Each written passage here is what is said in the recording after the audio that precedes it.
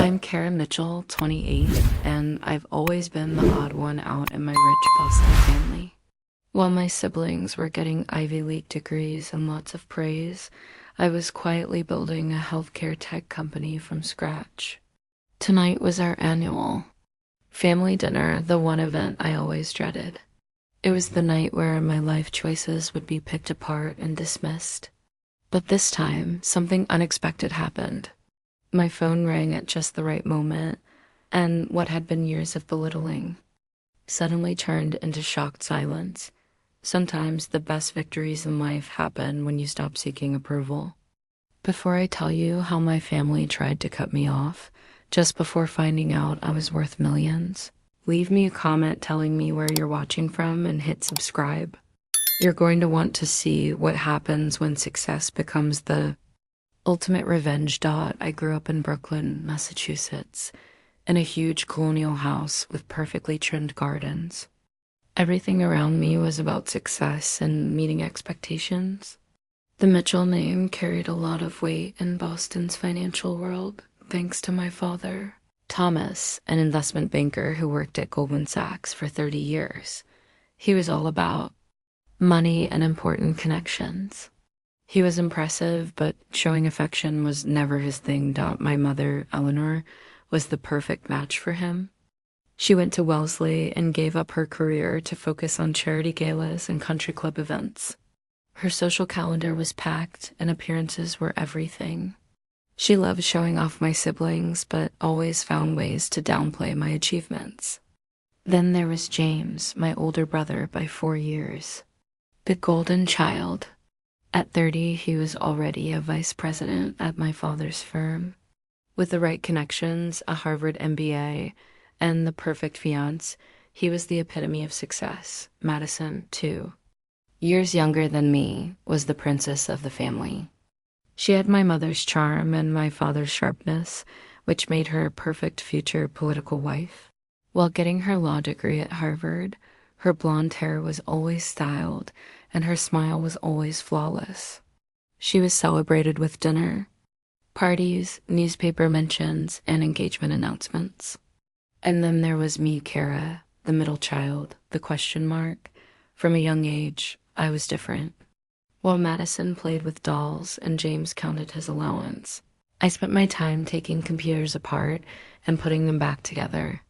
By the age of 12, I taught myself coding from online tutorials, spending hours in my room working on simple programs my parents didn't understand. My father once told me that computers were for boys who didn't play sports. He didn't think it was a career for a Mitchell woman. My mom's worries were all about how it looked. She told me I'd ruin my posture and my skin from all that screen time. How will you find a suitable husband? She asked. High school wasn't much better. I went to Phillips Academy, excelling in math, physics, and computer science. My parents showed up once, but only when James needed a ride to a game. My robotics team won nationals, but my parents were away in Aspen for the weekend. Madison's debate wins got a lot of attention, while my perfect SAT math score was met with a distracted, "That's nice, dear." When it came time for college, my parents had it all planned out. Wharton for undergrad, Harvard Business School next, then a consulting firm job until marriage. But I applied to MIT instead, for engineering. My father laughed when I told them. He said that MIT was for people who worked for people like us. I still remember my mom's shocked face. All your friends are going to Princeton and Yale. Who will you meet at MIT? Despite their protests, I went to MIT with a partial scholarship. They could have paid my full tuition easily, but my father called it learning financial responsibility. I worked part-time while keeping a 4.0 GPA. The only family member who supported me was Aunt Patricia, my father's sister. She was the only one who showed up for my graduation ceremony. My parents were at Madison's engagement party and Martha's Vineyard that weekend.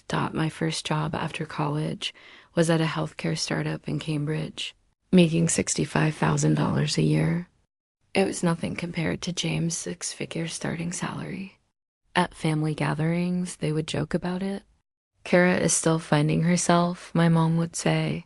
Like I was just traveling the world and not working 60-hour weeks at a real job. Madison would make the backhanded compliment. It's so brave that you don't care about money or status, Kara. I could never be that free-spirited.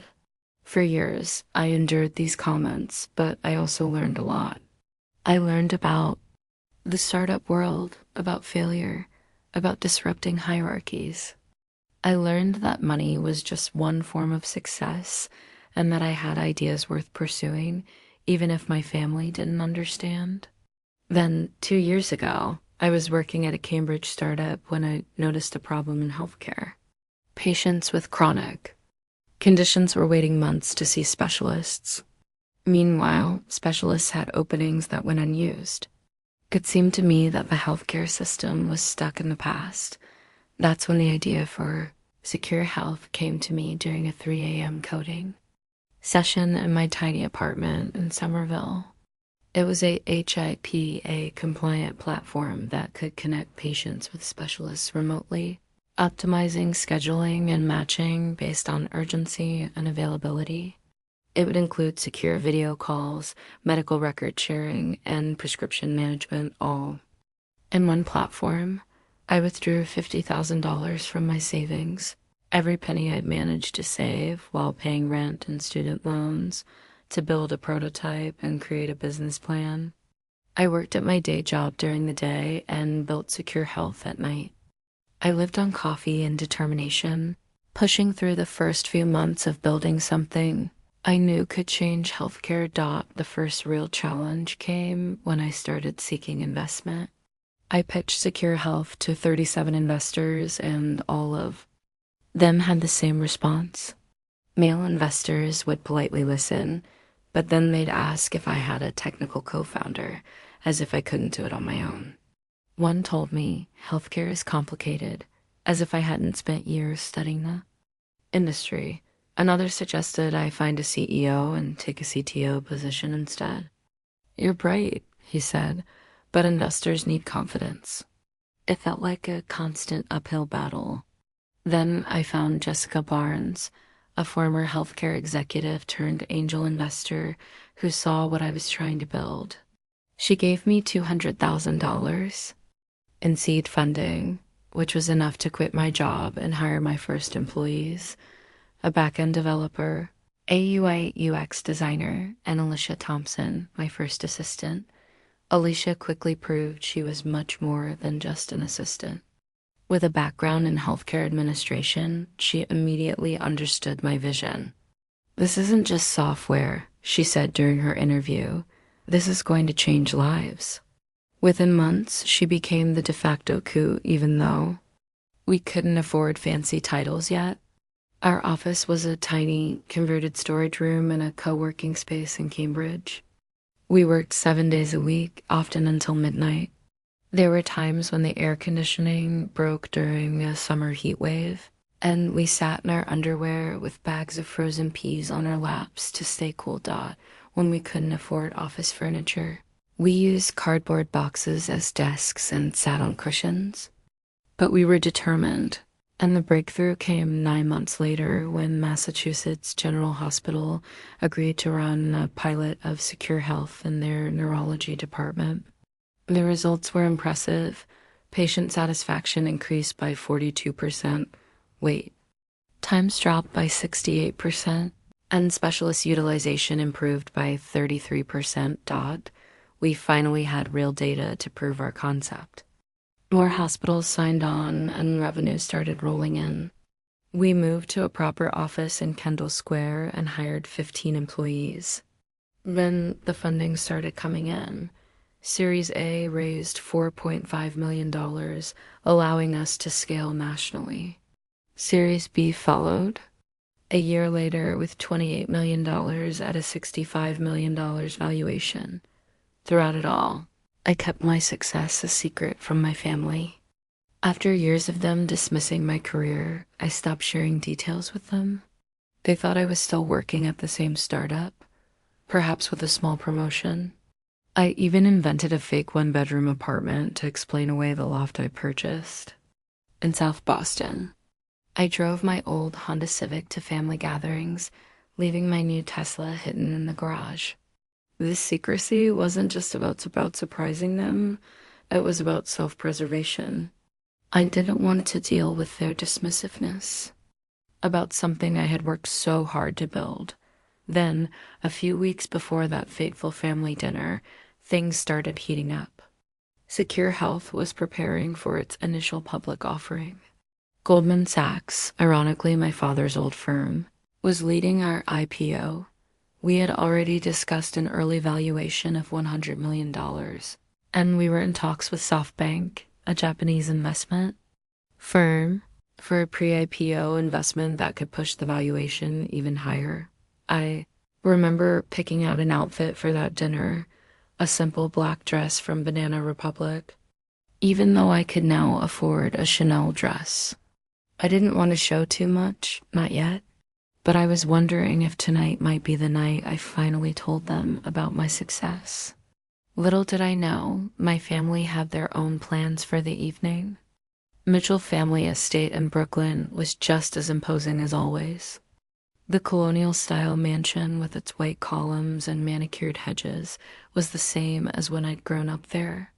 I parked my old Honda at the end of the driveway, behind James's Porsche and Madison's Range Rover. I took a deep breath, checked that my phone was on vibrate. Alicia knew not to call unless it was truly urgent, and braced myself for the usual performance of being the family's disappointment. The door opened before I could knock, and Margot, our housekeeper of 20 years, greeted me with a genuine smile. "Miss Kara," she said, as if I were the only one she truly wanted to see tonight. I handed her the bottle of $30 Cabernet I'd brought, knowing it was nothing compared to the $300 bottles my family typically drank. "Everyone's already in the solarium," Margot said. "Your brother's sharing news about his promotion."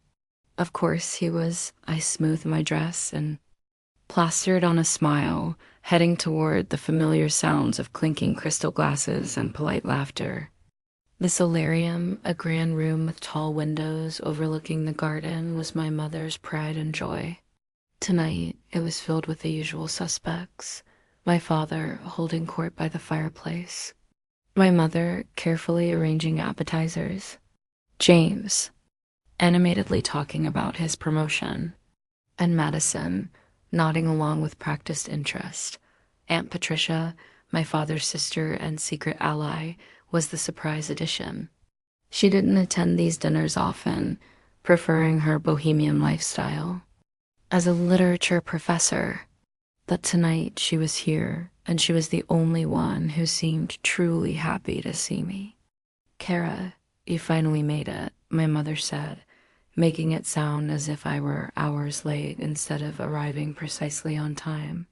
I greeted my mother with a quick, "Hello, Mom," and a kiss on her cheek. She immediately launched into her usual comments about traffic, suggesting I should move closer to the family. It was a conversation opener she had been using for years. Before I could respond, my father's loud voice interrupted. "There she is, the computer whiz," he boomed, his words wrapped in condescension, as always. He raised his tumbler of scotch in my direction, but didn't move to hug me. "Hi, Dad," I said, crossing to kiss him on the cheek. "Still at that little startup?" He asked, though he knew perfectly well where I worked.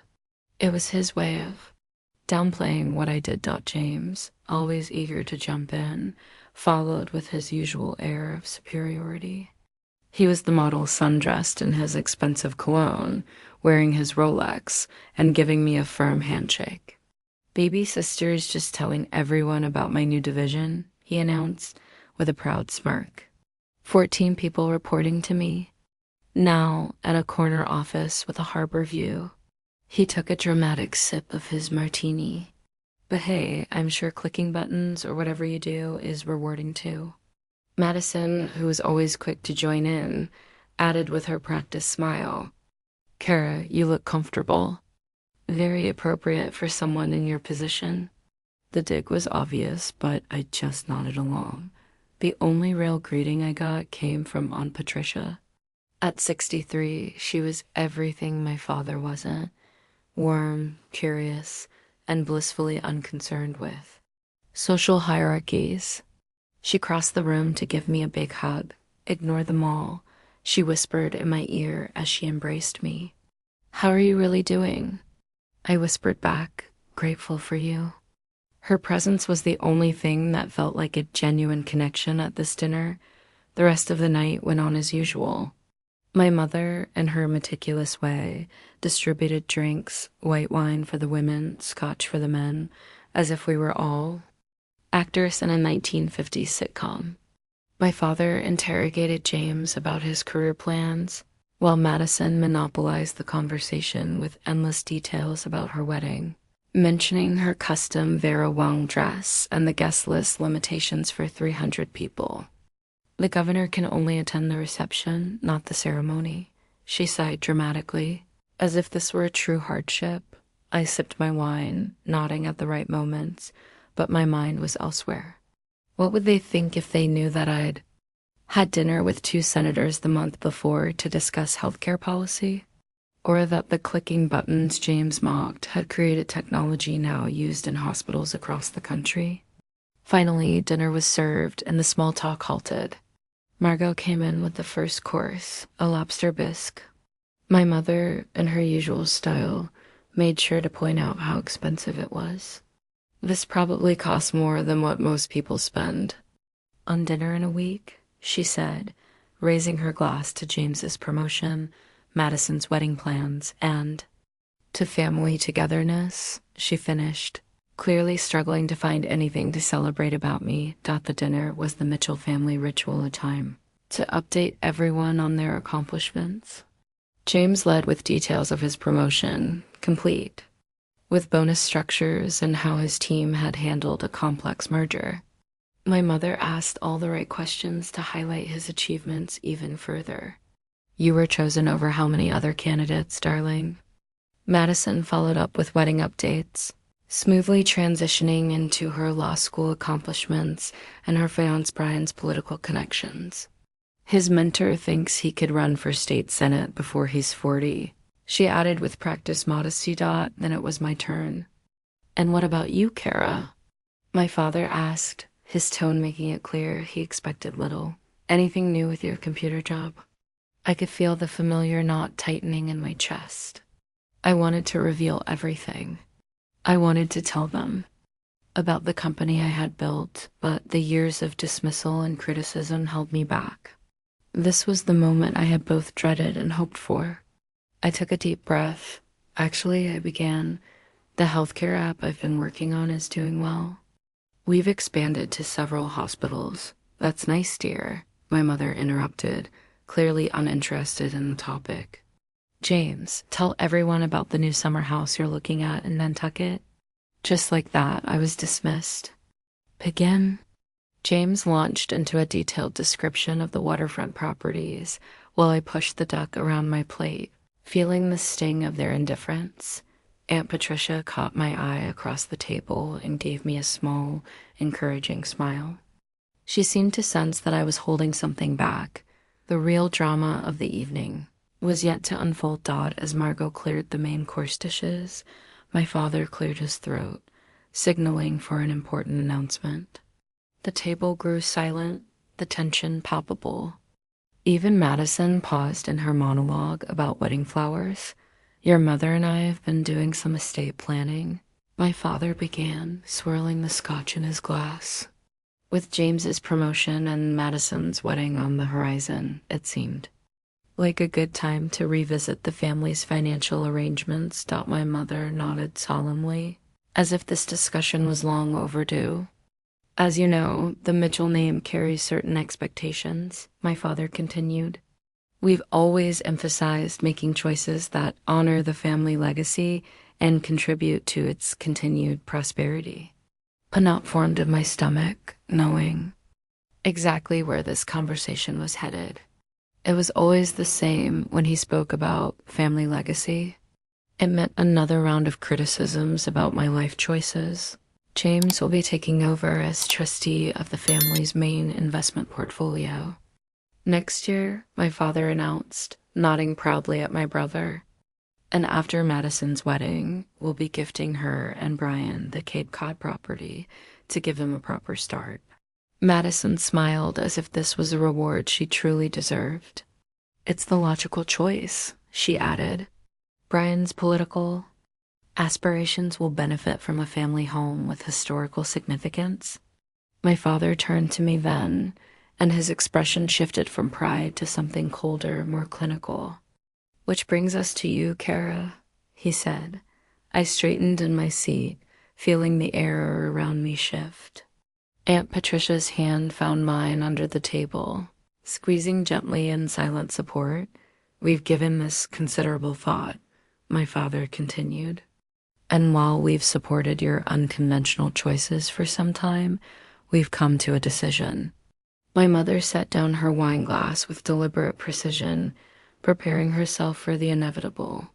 We're cutting you off completely, she said flatly, as if it were nothing more than an ordinary statement of fact. The words hit me like a slap. The finality of them, the public way they were delivered, left me stunned. The annual allowance, any future inheritance, access to the family vacation properties, all of it was being taken away from me, effective immediately. My father elaborated. Until you demonstrate more appropriate choices befitting a Mitchell, appropriate choices, I repeated, finding my voice for the first time that evening. You mean abandoning my career for something you approve of? Don't be dramatic, Kara, Madison interjected quickly. They just want what's best for you. You're wasting your potential at that little tech job. James nodded in agreement. The family has a reputation to maintain. Your choices reflect on all of us. I looked around the table, taking in their expressions. My father's stern disapproval, my mother's practiced concern, Madison's barely hidden satisfaction, and James's condescending disappointment. Only Aunt Patricia looked genuinely upset on my behalf. What exactly do you expect me to do? I asked, surprised by the calmness in my voice. Quit my job? Go back to business school? Marry someone from your approved list? Don't take that tone, my mother warned. We're trying to help you course correct before it's too late. You're 30 now. You have nothing substantial to show for yourself. The irony of her words hit me so hard I almost laughed. You've had ample time to establish yourself, my father added. Yet you insist on this healthcare software gimmick that's going nowhere. It's time for adult decisions, Kara. The Mitchell Trust is meant to support family members who contribute to the family standing, James explained, treating me like a child. Your computer hobby doesn't qualify. It's not a hobby, I said quietly. It's a company. My company. A company? Madison scoffed. Please. You work for a startup that will probably fold next year, like most of them do. You've always had creative tendencies, my mother added dismissively, but real businesses require business acumen, dear. Something you've actively rejected by avoiding proper business education. My father leaned forward, the condescension, in his voice thick. This isn't a punishment, Kara. It's motivation. Sometimes people need to face consequences before they make better choices. The words were suffocating.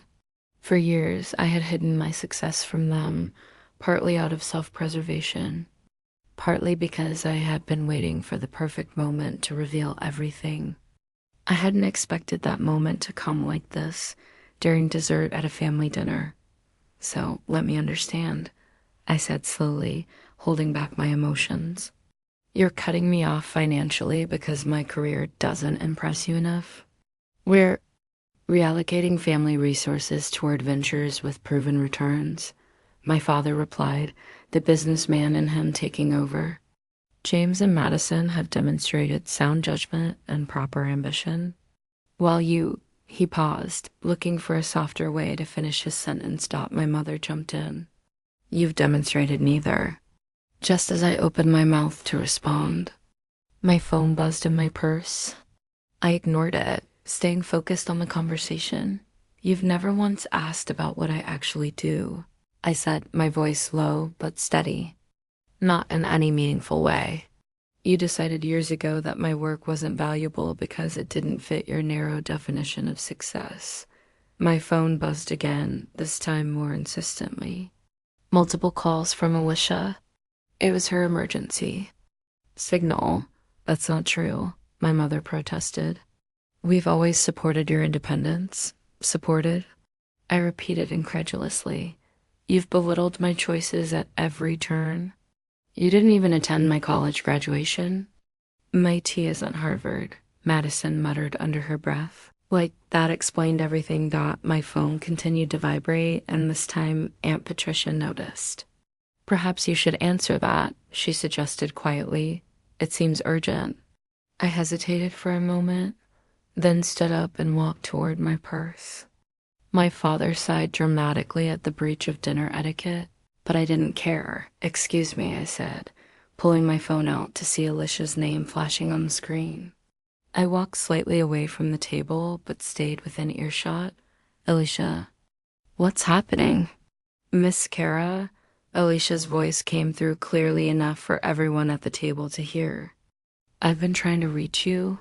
SoftBank just confirmed they're in for $40 million. The valuation is official, and we've hit $100 million pre-IPO. The Goldman team is popping champagne." The room went silent. The silence at the table was absolute. My family's faces shifted from confusion to disbelief as the words sunk in. "That's incredible news," I managed to say, watching their expressions change from dismissal to a mix of surprise and uncertainty. "Can you run through the details, Alicia?" As Alicia enthusiastically outlined the investment terms, stock options, and upcoming media announcements, I couldn't help but watch my family. My mother's wine glass froze halfway to her lips. My father's usual frown deepened into something closer to bewilderment. James looked like he'd been slapped. Even Madison's mouth was hanging open. "The Forbes interview is confirmed for Monday," Alicia continued, oblivious to the drama unfolding around me. "They're featuring you in their Billionaires in the Making series." My mother quickly put down her glass, her voice shaky. "Oh, and the Hospital Association wants you to give the keynote at their annual conference." "The CEO called personally," Alicia added. "Thank you, Alicia," I said when she finally paused to catch her breath. "This is wonderful news. Let's schedule a team meeting for tomorrow morning to discuss next steps." I ended the call, then slowly made my way back to my seat. The tension at the table was so thick you could cut it with a knife. The silence stretched on uncomfortably until Aunt Patricia, unable to hold it in anymore, began to laugh. It was a genuine, delighted sound that cut through the tension like a knife. "Well," she said, raising her wine glass, "I believe congratulations are in order." The moment was almost worth the years of being dismissed. I looked around the table, 5 frozen faces in various states of shock and disbelief. My mother recovered first. Her social training kicked in, and her voice was sickly sweet. "Kara, darling," she said, her tone dripping with honey in a way it had never been when addressing me before. "What wonderful news. Why didn't you tell us about your business?" "Success." My father's face had shifted from confusion to calculation. I could practically see him reassessing my value in real time. $100 million, he repeated slowly. "In valuation for your healthcare application, Secure Health?" "Yes," I supplied, unable to resist the urge to add. "We're preparing for our initial public offering, led by Goldman Sachs." I couldn't help but smile a little. "Your firm, Dad?" My father blinked, his gaze narrowing slightly. "You're working with Goldman?" "With which team?" James blurted, his voice filled with disbelief. "Marcus Steinberg's group," I replied, mentioning one of the most prestigious partners and my father's contemporary. "He's been incredibly supportive." James looked more like he had just been slapped. Marcus is handling your IPO personally? Yep, I said casually. The transformation in my father's voice was immediate. It lost its patronizing edge and replaced it with something resembling respect. He hasn't led a healthcare offering in years, he muttered. I guess he made an exception, I said simply. He believes in what we're building? Madison, never one to stay silent for long, jumped in with forced enthusiasm. This is amazing, Kara. I always knew you were smart with all that computer stuff. The transparent attempt to rewrite. History was almost amusing, if it weren't so insulting. Did you? I asked mildly. That's not how I remember it. My phone buzzed again. This time I glanced down and saw a text from Alicia. Wall Street Journal wants exclusive comment on SoftBank deal. Deadline in 3 hours. Also, your photo shoot with Frank is confirmed for Tuesday. I looked up to find my mother studying me with new eyes. That's a Cartier watch, isn't it? She asked, noticing the rose gold tank watch on my wrist for the first time that evening. Yes, I confirmed. Last year's model. And your dress, she continued, now reassessing the simple black design she had dismissed earlier. That's not Banana Republic, is it? Celine, I admitted. I dressed down for family dinners. There it was, the underlying implication that I had been deliberately hiding my success and wealth from them. The air was heavy with unspoken realizations. Well, I guess we have a lot to talk about, my father said, clearing his throat. Obviously, we've had a misunderstanding about your professional situation. I couldn't resist. Have we? I asked, my voice quiet but firm.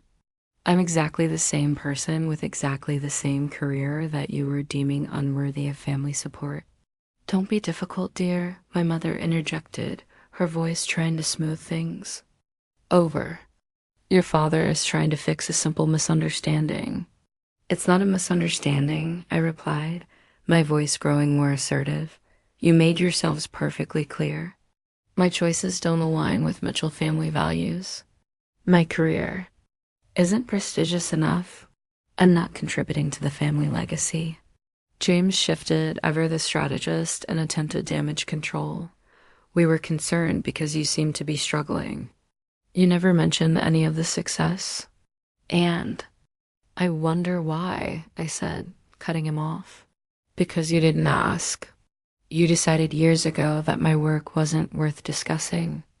Madison's expression twisted, and she quickly shifted tactics. This is so exciting, Kara. With your tech expertise and Brian's political connections, we could create amazing synergies. My father leaned in, calculating.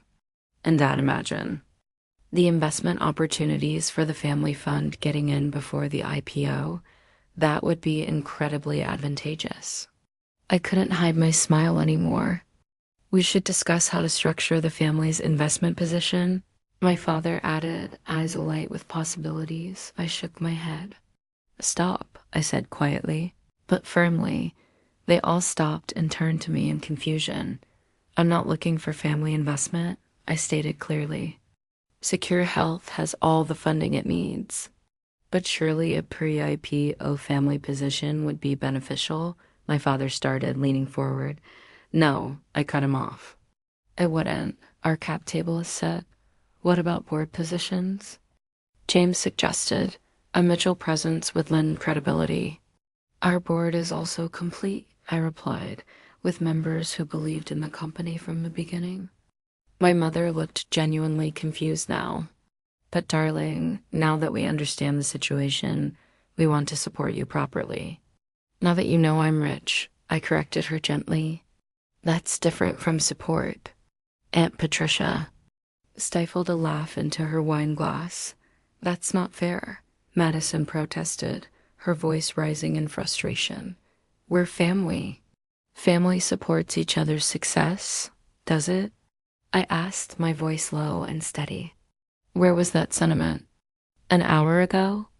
My father, ever the pragmatist, tried to shift the focus again. The past is the past, Kara. Let's focus on moving forward. The Mitchell Network can open doors for your company that would otherwise remain closed. I regarded him thoughtfully. What doors do you think remain closed to a $100 million company with Goldman Sachs as its IPO underwriter? He had no answer.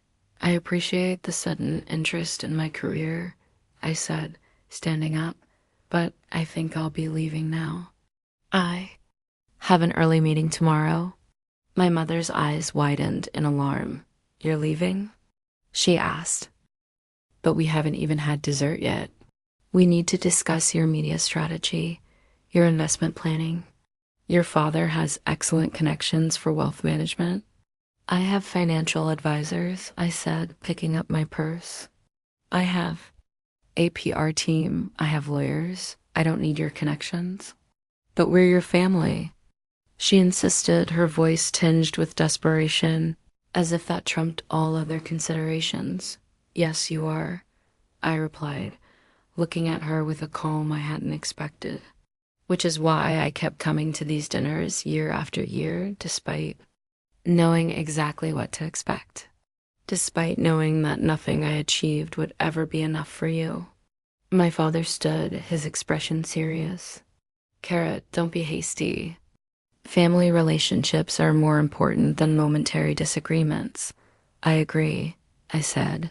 Which is why I'm going to take some time to think about what kind of relationship I want with this family moving forward. I turned to Aunt Patricia, who had been watching the scene unfold with a mixture of pride and sadness. Would you like a ride home? I asked her. She gathered her things immediately. I would love one, she said, a soft smile on her face as honest. We headed toward the door. My phone buzzed with another text. I glanced down to see Alicia's message. Financial Times wants to feature you as Healthcare Innovator of the Year. Need confirmation by tomorrow. Madison. Never one to admit defeat. Called out after me. Kara, we're hosting a dinner party next weekend for Brian's political supporters. It would be wonderful if you could attend and discuss healthcare innovation. I paused at the door, turning back to look at the table one last time. The opulent dining room, the expensive wine, and the family who had never seen me for anything more than a disappointment until now. I'll check my schedule, I said politely. But I should warn you, my speaking fee for political events starts at $50,000.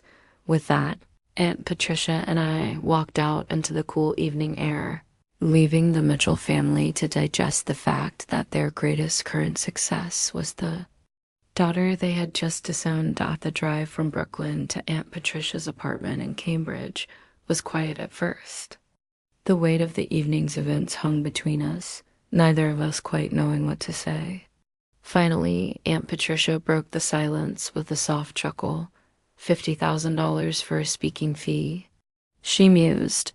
Your mother nearly swallowed her pearl necklace. I couldn't help but laugh. I don't actually charge for speaking, I admitted, but for Madison's fiance. Oh, I charge him double, Patricia winked. Self-important young man. We pulled up to her brownstone, but neither of us made a move to exit the car. I looked at her, feeling the need to ask the question that had been on my mind since dinner. You knew, didn't you? I asked, my voice quiet but searching. Patricia smiled. I read the technology section of the Times, dear. Your company was featured 3 months ago. I was just waiting for you to share it when you were ready. I should have told you, I admitted. I just got used to keeping it separate from family. For good reason, she said, patting my hand gently. Your father and I grew up with the same message. Success is measured by the right schools, the right clubs, the right investments. It took me until my 40s to break free of that mindset. You've done it in your 20s. I haven't exactly broken free, I said, looking out the window. I still showed up for dinner. I still crave their approval on some level. That's being human, not being weak, she corrected gently. We all want our parents' love, I nodded, grateful for her wisdom. The difference is, you didn't compromise your authentic self to get it. We sat in comfortable silence for a moment before she spoke again. What will you do now about the family? I considered her question carefully. Set boundaries, clear ones. I won't participate in the suddenly interested routine. But I won't cut them off entirely either. Patricia nodded, her eyes thoughtful, wise, and secure health. I asked, shifting the topic back to business. Now that the secret's out, continue as planned, I said firmly. The IPO is moving forward, and the work matters too much to let family drama affect it. Patricia leaned over to hug me before getting out of the car. I always knew you'd do something extraordinary, Kara, not because you're a Mitchell, but because you're you.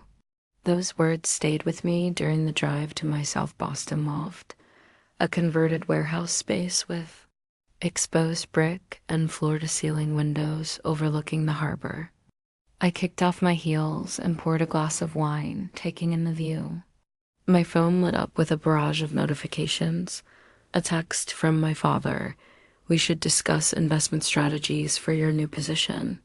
Lunch tomorrow at the club. An email from my mother.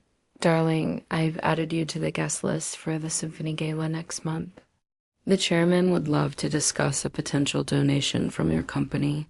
A message from James. Impressive move, sis. Let's grab coffee sometime. Would love to hear more about healthcare tech sector opportunities. And most transparently, a message from Madison. Brian would love your input on his healthcare platform. Also, would Secure Health consider a donation to this campaign? P.S. Can I introduce you to my friend Thomas? Harvard Med, family money, very eligible. I set my phone aside without responding and instead called Alicia. I'm so sorry, she said immediately, her voice full of concern. I had no idea you were at a family dinner. I should have been more discreet. Don't apologize, I interrupted. Your timing was actually perfect. Really? She sounded relieved. So they took the news well? They took it exactly as I expected, I replied, suddenly feeling lighter. Now, suddenly, my computer hobby is fascinating, and I'm being added to guest lists I've never qualified for before. Ouch, Alicia said sympathetically. What are you going to do? Focus on what matters, I said decisively. We have an IPO to prepare for, hospital systems to support, and actual lives to improve. Family politics can wait. Speaking of which, Alicia said, her voice shifting back to business mode. The team wants to celebrate the SoftBank News breakfast meeting at 8 o'clock. Perfect, I agreed. Oh, and Alicia, order the good champagne. The team deserves it. After hanging up, I walked over to the window and gazed out at the Boston skyline. For years, I'd lived in two worlds. The struggling daughter at family dinners and the successful CEO in boardrooms. Now those worlds had collided, and I needed to figure out how to make them coexist moving forward. The next morning, I arrived at Secure Health's Kendall Square offices to find the team already gathered in our glass-walled conference room. 35. Faces looked up expectantly, developers, designers, healthcare specialists, and administrative staff who had all believed in the vision when few others did. Before we popped the champagne, I set down my bag and addressed them. I want to thank each of you. What we've built isn't just valuable in market terms. It's valuable because it matters. Every day, patients connect with specialists who can help them because of what we've created together. Alicia handed me a flute of champagne and raised her own. To Secure Health, she said, her voice warm with pride. And to Kara, who saw what healthcare could be when everyone else was stuck on what it was. After the celebration, I retreated to my office to find a delivery waiting, an elaborate flower arrangement the size of a small tree, accompanied by a card from my mother, so proud of our brilliant daughter. Love, Mom and Dad. I stared at the card, struck by the absurdity of it. 24 hours earlier, they had been cutting me off from the family finances. Now I was their brilliant daughter. Just then, my assistant popped her head in. "Your father's called 3 times," she said, "and your brother's in the lobby. James is here." I asked, surprised. "He says he was in the neighborhood," she replied, making air quotes. "Should I send him up?" After a moment's thought, I nodded. "Give me 5 minutes, then show him in." When James entered my office, his expression was a mixture of awkwardness and calculation. He whistled low as he took in the space, the floor-to-ceiling windows, the modern furniture, the framed Wall Street Journal article about secure health. And I sat up. He commented, hands in the pockets of his bespoke suit, very tech startup chic. "What brings you to Kendall Square, James?" I asked, not offering him a seat. "Dad's office is downtown," he said, his forced smile not quite matching his usual confident tone.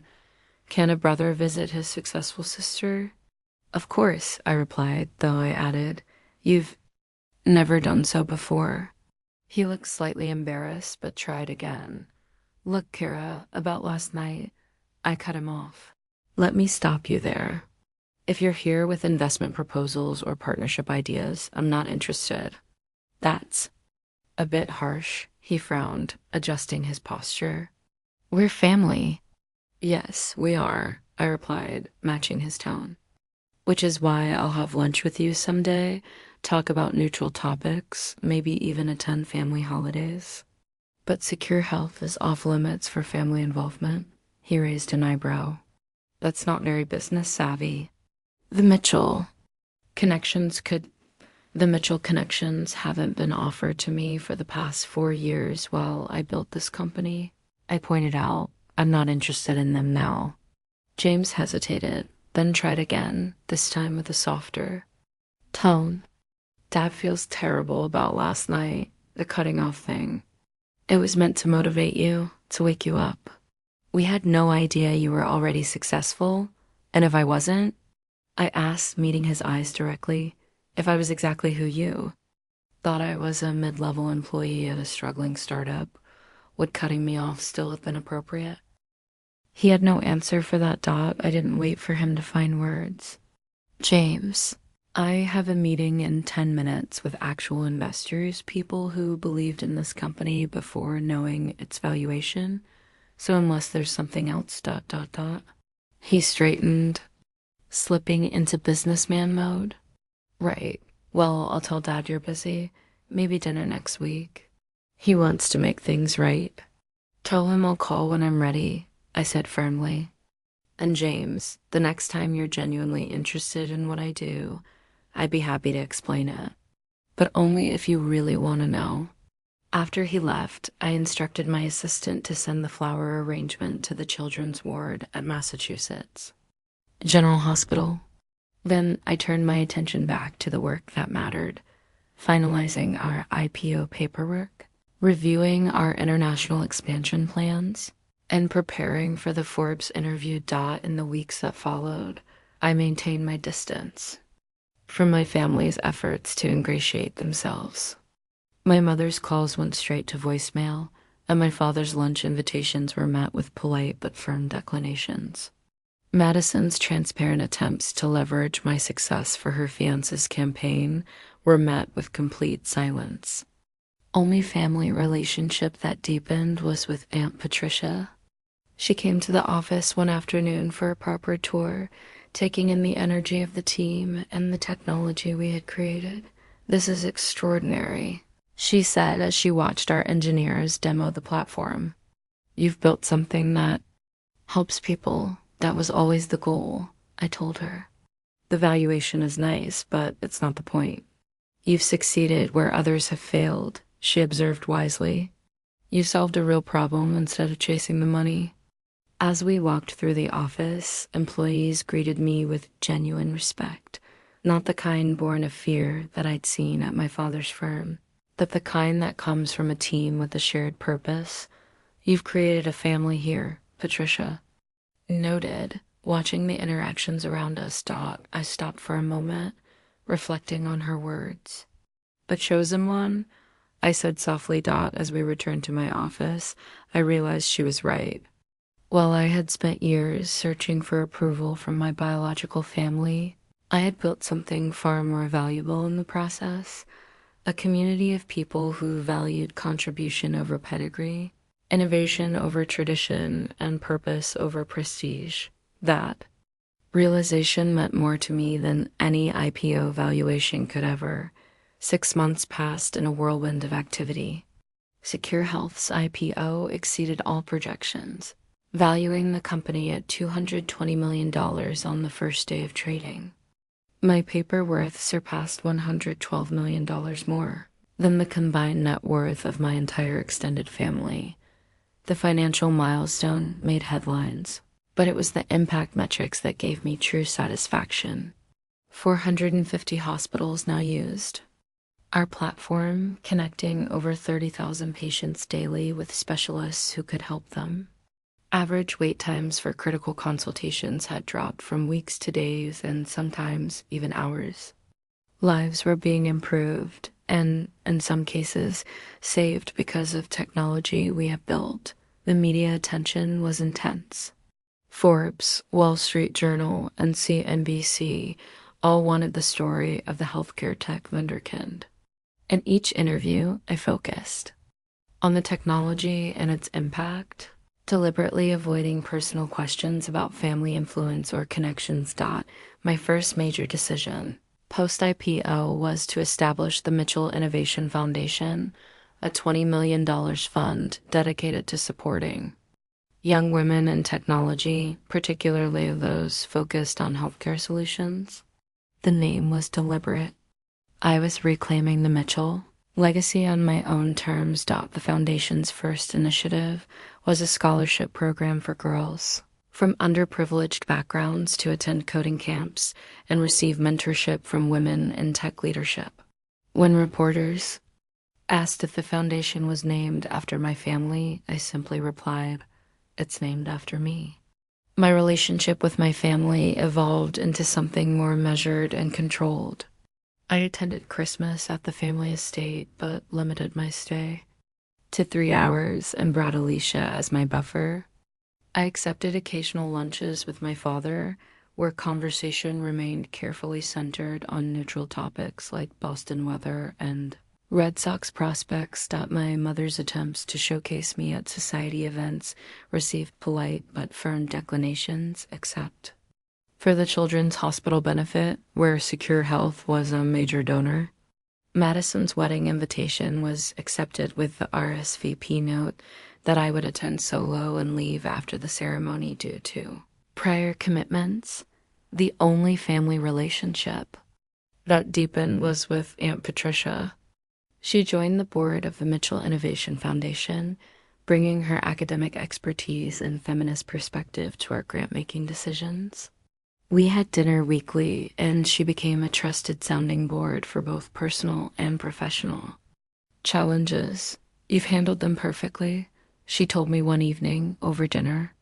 "Respectful but boundaried." "It's still hard sometimes," I admitted. "Part of me wishes they could genuinely understand and value what I've built, not just its monetary worth." "That may never happen," she said gently. "Your success exists in a framework they don't fully comprehend. They understand the numbers, but not the vision behind them." She was right, of course.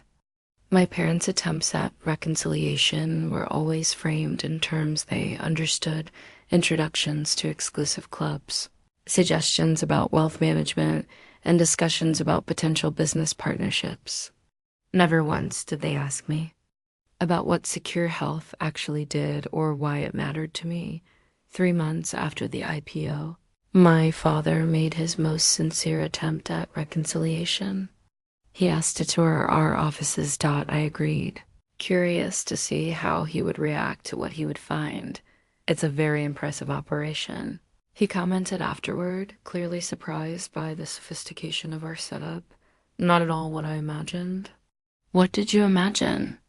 I asked, genuinely curious. He hesitated before answering. "Something smaller, less significant." It was as close to an admission of misjudgment as Thomas Mitchell would ever come. "You've proven me wrong," he added after a moment. "That doesn't happen often." "It wasn't about proving anyone wrong, Dad," I replied. "It was about building something that mattered." He nodded slowly, not quite understanding, but trying. It was a small step, but a genuine one. The most unexpected development came through therapy, something I began shortly after the IPO at Aunt Patricia's suggestion. Dr. Loving specialized in family dynamics and helped me recognize that my drive for success had been partially fueled by a desire for validation I might never receive. What would it mean? She asked in one session, if you accepted that your parents may never fully understand or value your choices the way you want them to. The question was painful, but clarifying. My success had proven them wrong, but it hadn't fundamentally changed them. True healing would come not from winning their approval, but from no longer needing it. That realization freed me to build relationships based on authentic connection, rather than history or obligation. I developed deep friendships with other founders who understood the entrepreneurial journey. I mentored young women in tech who reminded me of my younger self hungry for guidance that I had never received.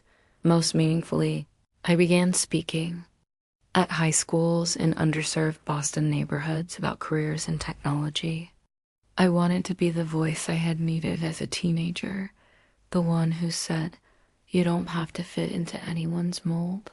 You get to define your own success." At one of these events, a 15-year-old girl with bright eyes and a determined expression approached me afterward. "My parents want me to be a doctor or a lawyer," she said. "They say computer science isn't for girls like me. Did you ever feel that way?" "All the time," I told her honestly. "The most important thing I learned is that you get to define your own success, not your parents. Not to say you, but what if they never understand?" She asked, a real question behind her words painfully familiar. "Then you build a life so authentically yours that their understanding becomes secondary," I replied. "And you find people who do understand, mentors, friends, colleagues who see your vision and value your path." In that moment, speaking to a younger version of myself, I realized that my family's rejection had been painful but also formative. It had forced me to develop resilience, self-reliance, and conviction in my vision qualities that ultimately contributed to secure health success. The following week, I received a surprising call from my mother. "I saw your speech at the Girls in Tech conference," she said. "Someone shared it on Facebook." I waited, unsure where this was heading. "You're very good at it," she continued. "Public speaking. You have a presence like your grandfather. He could command a room too." It was the first compliment she had ever given me that wasn't related to appearance or social graces. "Thank you," I said simply. After a long pause, she admitted, "I don't understand what you do. The technology, the healthcare integration, it's beyond me, but I can see that it matters to you. And apparently to many others." It wasn't full understanding, but it was acknowledgement. The beginning of seeing me as I actually was, rather than as she wished me to be. 1 year after that fateful family dinner, I hosted a different kind of gathering, a housewarming for my new Back Bay townhouse. The guest list included the original Secure Health team, fellow entrepreneurs, mentors who had supported me, and Patricia. After some consideration, I also invited my immediate family. As I looked around at the diverse group mingling in my living room, my chosen family alongside my biological one, I felt a sense of peace I hadn't expected. The Mitchell family dynamics hadn't fundamentally changed, but my relationship with them had. I no longer needed their validation to know my worth or my path. When the time came for a toast, I raised my glass. "To authentic success," I said, my voice steady and clear. "Not measured by bank accounts or social standing, but by the lives we touch and the problems we solve." to surrounding ourselves with people who believe in us before we're successful, not after, and to defining our own legacy, whatever our last name might be. Aunt Patricia caught my eye across the room and nodded proudly. My parents looked somewhat puzzled but respectfully attentive. And my colleagues and friends, the people who have believed in Secure Health's mission from the beginning, smiled with genuine understanding. That night, after everyone had left, I stood on my rooftop terrace overlooking the Boston skyline. My phone buzzed with a notification. Secure Health had just been approved for use in hospitals across the UK, our first major international expansion. Lives would be improved because of something I had built, something my family had once dismissed. As a computer hobby, I thought about that 15-year-old girl and all the others like her, young women with dreams that didn't fit neatly into others' expectations. If my story could help them stand firm in their own vision, then being cut off at that family dinner had been a gift. It had forced me to fully own my path, rather than seeking external validation. Sometimes, the most painful rejections lead us to our greatest strengths. Sometimes, being cut off from what we think we need pushes us to discover what we actually require. And sometimes, the most powerful reply to "we're cutting you off completely" isn't an argument or a defense. It's building something so meaningful that it speaks for itself.